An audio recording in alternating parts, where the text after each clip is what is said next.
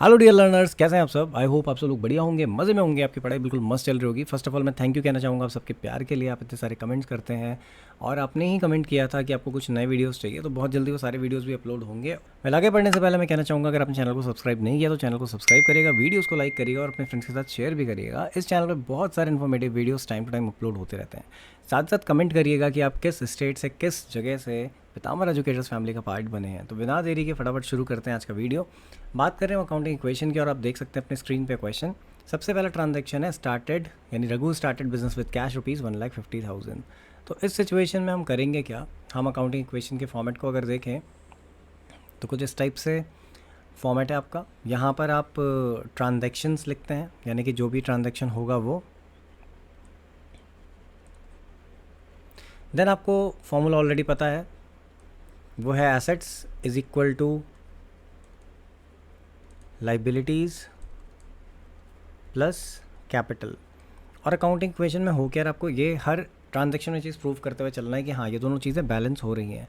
तो फटाफट से देखते हैं वाला ट्रांजैक्शन जो हमारा था कि कैश से बिजनेस स्टार्ट किया गया है 1,50,000। तो कैश आपके लिए क्या होती है, एसेट होती है। तो आप एसेट साइड में यहाँ पे एक कॉलम ओपन करेंगे कैश का और लिख देंगे 1,50,000। उससे पहले हम ट्रांजैक्शन लिख लेते हैं। पॉइंट नंबर 1 ये क्या है हमारा, स्टार्टेड बिजनेस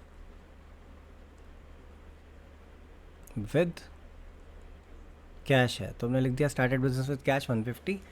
साथ ही साथ ये जो पैसा आया है ये कैपिटल बन गया फर्म के लिए, ठीक है। बिजनेस एंटाइटी कॉन्सेप्ट को भी अगर हम अप्लाई करते हैं, owner and business they are two different things, two different person actually. तो वो पैसा लेके आया बिजनेस में, उसने पैसा दिया, एसेट्स बढ़ी कैश के फॉर्म में, लेकिन साथ ही साथ लाइबिलिटी भी बढ़ रही है फर्म के लिए कैपिटल के फॉर्म में, because it will be a responsibility of an organization या फर्म कि वो अपने ओनर को अप्रोप्रिएट रिटर्न प्रोवाइड करे। तो 1,50,000 आपका कैपिटल में भी यहाँ पर आ जाएगा। अब इस पॉइंट पे अगेन दोनों साइड आपकी बैलेंस्ड है, 150 इधर है 150 उधर है। यहाँ पर बच्चे कई बार कंफ्यूज होते हैं कि हर इक्वेशन में वो यही करेंगे, बट ऐसा नहीं है। हर ट्रांजैक्शन का इफेक्ट जो होगा वो डिफरेंट होगा। पहला ट्रांजैक्शन सिर्फ ऐसा होता है जहाँ पर आप कैश जो लेके आ रहे हैं वही कैपिटल बन रही है। अगर इसके साथ कुछ एसेट्स होती तो उसको क्लब करके आप कैपिटल में लिखते। सिमिलर वे में अगर कुछ लाइबिलिटीज़ होती तो आप लाइबिलिटीज़ के केस में क्या करते, टोटल एसेट से माइनस करते और फिर आपकी कैपिटल बनती। सेकेंड ट्रांजैक्शन की बात कर लेते हैं। Bought goods for cash 80,000 and on credit 40,000। आपने गुड्स खरीदे हैं कैश में भी और क्रेडिट में भी। तो सबसे पहली चीज़ यहाँ पर आप आएंगे, कॉलम एक ओपन करेंगे, ठीक है। सेकंड नंबर पे हम लिख लेते हैं पहले बॉट गुड्स।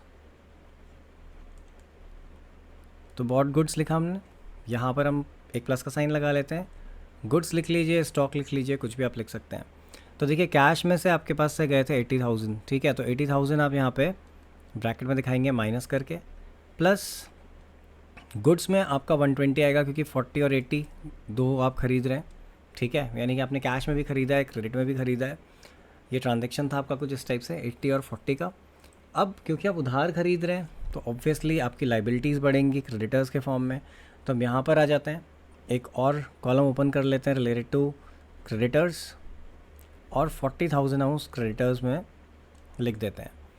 अब गुड्स में 120 आ गए क्योंकि 80 + 40 80 आपका कैश से गया। न्यू इक्वेशन आप बनाएंगे, ठीक है। यहाँ पर हम दिखा देते हैं +0 क्योंकि इसमें कोई चेंज नहीं आया था कैपिटल में, आप डैश भी कर सकते हैं। तो ये आ गई आपकी न्यू इक्वेशन।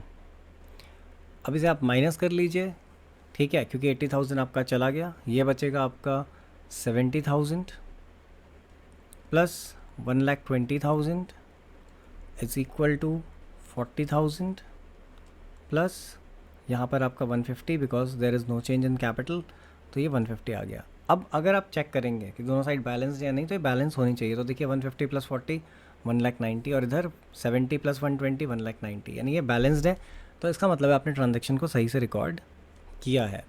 आते हैं हम अपने थर्ड ट्रांजेक्शन पे, यानी थर्ड पॉइंट पे। थर्ड ट्रांजेक्शन हमारा है goods costing ₹75,000 sold at a profit of 33 1/3%। तो सिंपल सा फंडा है, पहले तो आपको वर्किंग नोट बना के कैलकुलेट करना पड़ेगा कि आखिर कितने प्रॉफिट में बेचा है। तो देखिए 75,000 आपकी गुड्स की कॉस्ट थी, इनटू अगर आप इसे सॉल्व करते हैं 99 + 1 100 और परसेंटेज में तो ये हो जाएगा 100/300। अब आप इसे सॉल्व कर लीजिए, यहाँ से ये कैंसिल हो गया, 3 2 6 हो गया, 3 5 15 हो गया, 0 0 0, यानी कि जो प्रॉफिट है, ठीक है, वो प्रॉफिट आपने निकाला है 25,000 रुपीज़ का। अब बेचा कितने में होगा इसने, देखिए 75,000 तो ऑलरेडी कॉस्ट दी है और प्लस आप 25,000 करेंगे, तो इसका मतलब है इसने जो सेल करी होगी वो करी होगी रुपीज़ 1 लाख की। और यहाँ पे साफ लिखा है कि half of the payment received in cash है, यानी 1 लाख में से क्या हो रहा है, हाफ पेमेंट आ रही है, तो यानी 50,000 आपके पास आ गए और 50,000 आपके पास नहीं भी आए, यानी कैश सेल भी है और क्रेडिट सेल भी है। तो हम चलते हैं वापस अपनी इक्वेशन पे, ठीक है, और हम करेंगे क्या, यहाँ पे हम लिखेंगे सोल्ड गुड्स। अब सोल्ड गुड्स में गुड्स की कॉस्ट क्या थी, देखिए 75,000, तो अब जो स्टॉक से माइनस करेंगे इट विल बी 75,000, क्योंकि कॉस्ट को ही आप माइनस करेंगे। आपने प्रॉफिट में क्या बेचा, that is a different thing, but वो गुड्स थे कितने के, एक्चुअली वो 75 था। प्लस में आते हैं इधर कैश, देखिए हमारे पास हाफ पेमेंट आई थी, हमने 1 लाख में बेचा है, तो 50,000 हमारे पास आ गया, वो हम यहाँ ऐड कर लेंगे। और साथ ही साथ जो 50 नहीं आया वो हमारे लिए क्या बन गया, डेटर बन चुका है, बिकॉज उससे हमें क्या करना है, अब पैसे लेने हैं। तो हम यहाँ पर आएंगे, प्लस का साइन लगाते हैं, डेटर्स के कॉलम के नीचे हम यहाँ पे 50,000 लिख देंगे। इधर क्रेडिटर्स में कोई चेंज नहीं है, -0। और हम क्या करेंगे, यहाँ पे कैपिटल में ये जो प्रॉफिट हमने कमाया है एक्स्ट्रा, यानी जो हमने एक्स्ट्रा पैसे बेचे प्रॉफिट है, वो 25,000 आप यहाँ पे ऐड कर देंगे। क्या है ये, दिस इज़ योर प्रॉफिट, क्योंकि अगर कोई भी ऐसी चीज़ है जिससे कैपिटल बढ़ेगी तो आपको उसको ऐड करना पड़ेगा कैपिटल में, एंड प्रॉफिट जो होता है उससे कैपिटल बढ़ती है, ठीक है। तो ये आपका 25,000 यहाँ पे ऐड हो गया। अब अगेन आप न्यू इक्वेशन बनाएंगे और इसको करेंगे बैलेंस, और ये बैलेंस होनी चाहिए, अगर ये नहीं हुई तो इसका मतलब ट्रांजैक्शन कहीं ना कहीं गलत तरीके से रिकॉर्ड हुआ है। सो फाइनल बैलेंस कुछ इस तरीके से होगा, कैश में आपका 120 हो गया, गुड्स आपके 45,000 के बचे, डेटर्स आपके 50 के हैं, क्रेडिटर्स आपके 40 हैं, एंड देन कैपिटल आपकी 175 हो गई। आते हैं अपने फोर्थ ट्रांजैक्शन में, जहाँ लिखा है goods costing ₹10,000 sold for 12,000 on credit. आप अगेन उधार बेच रहे हैं 12,000 के और कॉस्टिंग उनकी जो है वो है 10,000, तो अगेन 2,000 रुपये का प्रॉफिट हो रहा है। फोर्थ में आते हैं, अगेन आप यहाँ लिखेंगे सोल्ड गुड्स, आप चाहें तो और रिफाइन कर सकते हैं, सोल्ड गुड्स ऑन क्रेडिट लिख लीजिए इसको। अमाउंट देखिए कैश में तो आई नहीं, तो ज़ीरो कर देते हैं, यहाँ पर से माइनस कर लेते हैं 10,000, क्योंकि गुड्स जो गए उनकी कॉस्ट क्या थी, 10 थी, और बेचे कितने में, 12 में बेचे, तो 12,000 अब आपके डेटर्स हो गए, क्योंकि इनसे पैसे आपको लेने हैं। क्रेडिटर्स में 0, क्योंकि कोई चेंज नहीं है, और यहाँ पे आप 2,000 ऐड करेंगे, बिकॉज प्रॉफिट आपको 2,000 का हुआ है, आपने 10 के गुड्स को 12 में बेचा है।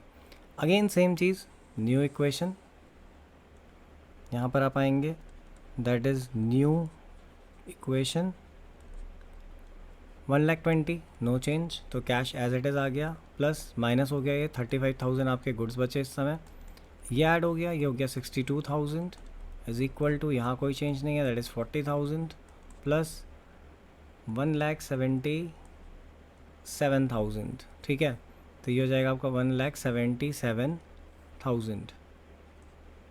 टोटल करेंगे तो अगेन दोनों साइड बैलेंस्ड है, इसका मतलब सब कुछ सही है। आते हैं अपने फिफ्थ पॉइंट या फिफ्थ ट्रांजैक्शन पे। जो आपका फिफ्थ ट्रांजैक्शन है वो कहता है पेड रेंट 2,000 एंड सैलरीज 4,000। ये दोनों के दोनों एक्सपेंसेस हैं, और जब भी कोई एक्सपेंस पे करेंगे तो वो कैश से, कैपिटल से या बैंक से अगर पे किया तो बैंक से और कैपिटल से माइनस होगा, यानी ऐसी चीज़ें जो कैपिटल को रिड्यूस करती हैं, एक्सपेंसेस जो हैं वो कैपिटल से डिडक्ट होंगी। तो आप यहाँ लिखेंगे पेड रेंट एंड सैलरी, दिया तो आप पेड एक्सपेंसेस भी लिख सकते हैं, या फिर आप लिखना चाहें तो आप डायरेक्टली ये भी लिख सकते हैं, paid rent and salary. Amount अगर आप देखें तो 2 और 4 थी, तो पूरे 6,000 आप यहाँ से माइनस कर लीजिए, प्लस यहाँ ज़ीरो क्योंकि इनमें कोई चेंज नहीं है, इज इक्वल टू यहाँ 0 प्लस, और यहाँ पे ब्रैकेट में आप माइनस दिखाएंगे 6,000 का, बिकॉज ये आपका एक्सपेंस था, और एक्सपेंसेस जब भी पे होंगे तो वो कैपिटल से डिडक्ट होंगे। माइनस कर लेते हैं और न्यू इक्वेशन बना लेते हैं। तो न्यू इक्वेशन ये हो गई आपकी 1,14,000 plus 35,000 plus 62,000 is equal to, ये हो गया आपका 40,000 प्लस माइनस करेंगे तो 1,71,000 ये बचेगा। तो ये आपका फिफ्थ ट्रांजैक्शन हो गया। अब आते हैं अपने सिक्स ट्रांजैक्शन में, जो है goods costing 20 were sold for 18,500। अब ध्यान रखिए 20,000 के गुड्स को आप बेच रहे हैं 18,500 में, तो यहाँ पर आपको क्या हो रहा है, 1,500 रुपीज़ का लॉस हो रहा है, और जब लॉस होगा तो वो कैपिटल से माइनस होगा। तो चलते हैं हम अपनी इक्वेशन के ऊपर और देखते हैं वहाँ पे इसका ट्रीटमेंट कैसे होगा। तो इसी को आगे कंटिन्यू कर देते हैं। यहाँ पे लिखता हूँ मैं आपका 6th पॉइंट, लिखेंगे सोल्ड गुड्स कॉस्टिंग 20,000 फॉर 18,500।